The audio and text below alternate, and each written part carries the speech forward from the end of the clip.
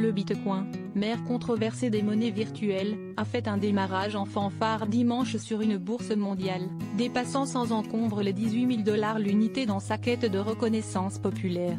5e 23h00 GMT, un des premiers produits financiers permettant de parier sur l'évolution et l'avenir de la monnaie virtuelle est proposé sous le symbole boursier XBT par le Chicago Board Option Exchange (BOE), une des deux plateformes boursières américaines de contrats à terme, a été proposé au prix de 15 000 $. S'en est suivi une forte volatilité et un fort trafic ayant rendu inaccessible le site internet du BOE dans les 20 premières minutes.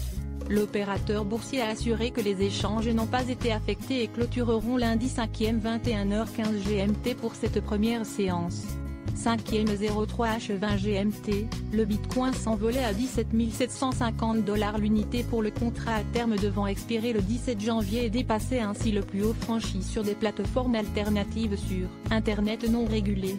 Il est même monté dimanche jusqu'à 18 010 $. Investissement info. Le Bitcoin fait des débuts prometteurs en bourse. https://t.co/t.bivacisno1g, loi Pinel 2017-2018 Loi Pinel 2017 11 décembre 2017. C'est assez calme et stable, a toutefois déclaré à l'AFP Bob Fitzsimons, le responsable des contrats à terme chez la maison de courtage Wedbush Securities. Environ 1694 contrats avaient changé de main à 03h20 GMT, selon le BOE, qui a indiqué que les échanges se sont déroulés comme prévu.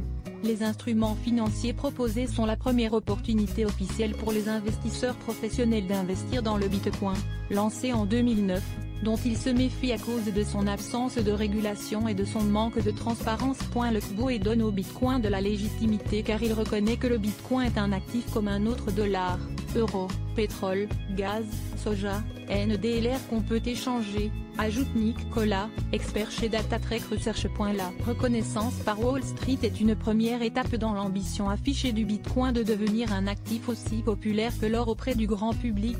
Ses défenseurs envisagent de passer à la vitesse supérieure en demandant à la SEC, le gendarme de la bourse américain, d'autoriser la création d'un net fonds Bitcoin, une sorte de placement financier ou d'épargne financière dans lequel madame et monsieur tout le monde pourront placer leurs économies.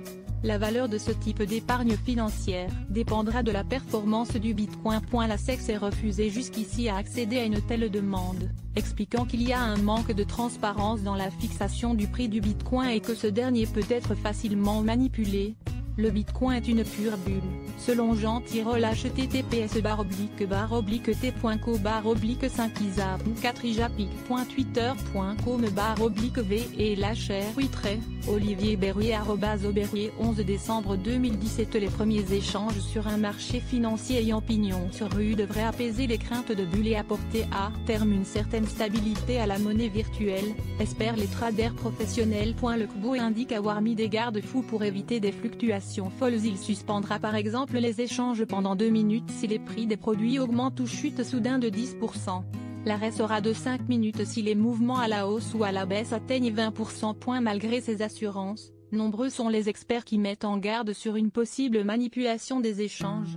Nous demeurons inquiets sur l'absence de transparence et de régulation du Bitcoin et nous demandons si les échanges vont être contrôlés de façon appropriée afin de s'assurer que le Bitcoin n'est pas objet de manipulation et de fraude, écrit la FIA, association regroupant les grandes banques faisant l'interface entre investisseurs sur le marché des contrats à terme. La bourse de Chicago institutionnalise le Bitcoin. https://t.co/xiexosis.twitter.com/Thomas Sivet @Sivet Thomas 11 décembre 2017. En conséquence, JP Morgan, Bank of America Merrill Lynch, Citigroup et Barclays ne jouaient pas les intermédiaires dimanche pour leurs clients voulant investir dans les produits Bitcoin, ont indiqué à l'AFP des sources proches du dossier. Seul Goldman Sachs et ABN AMRO ont accepté de jouer les interfaces pour un nombre de clients triés sur le volet afin de minimiser les risques attachés à la volatilité du Bitcoin, ont-elles fait savoir à l'AFP.